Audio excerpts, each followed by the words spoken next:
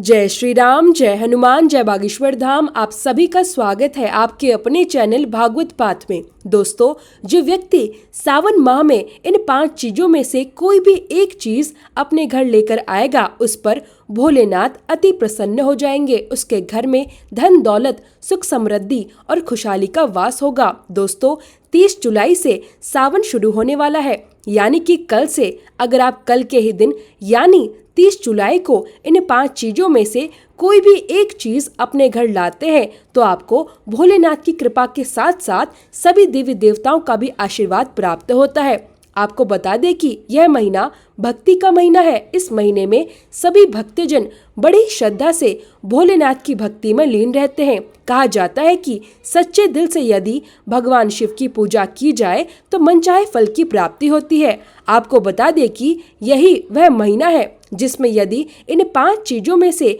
कोई भी एक चीज घर में लाई जाए तो उसका प्रभाव कई गुना बढ़ जाता है। तो आइए शुरू करते हैं। दोस्तों, नंबर 1, शिवलिंग। शास्त्रों में बताया गया है कि यदि सावन माह में शिवलिंग को घर में लाया जाए तो उसका प्रभाव और इसकी सकारात्मक ऊर्जा से मिलने वाला फल बहुत तेजी से अपना असर दिखाने लगता है।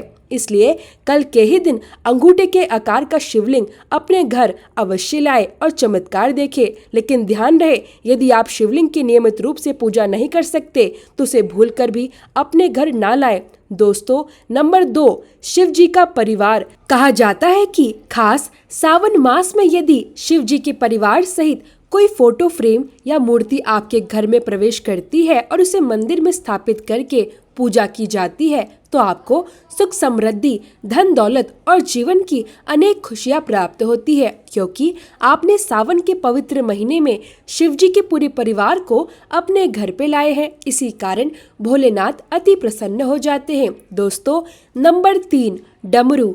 जो व्यक्ति कल के ही दिन यानी 30 जुलाई को अपने घर के मंदिर में भोलेनाथ के पास डमरू लाकर रखता है, उसे मिलने वाला शुभ फल उस व्यक्ति को नकारात्मक ऊर्जा से बचाता है और वह धनवान बनने लगता है, क्योंकि भोलेनाथ को डमरू अत्यंत प्रिय है। यदि आप बच्चों के कमरे में भी डमरू रखते हैं तो उन पर नकारात्मक प्रभाव नहीं पड़ता और उनकी प्रगति में कोई भी बाधा उत्पन्न नहीं होती। दोस्तों, नंबर 4, नाग। जो व्यक्ति अपने घर में चांदी से बना नाग लेकर आता है, उसके घर में किसी भी प्रकार की बाधा उत्पन्न नहीं होती।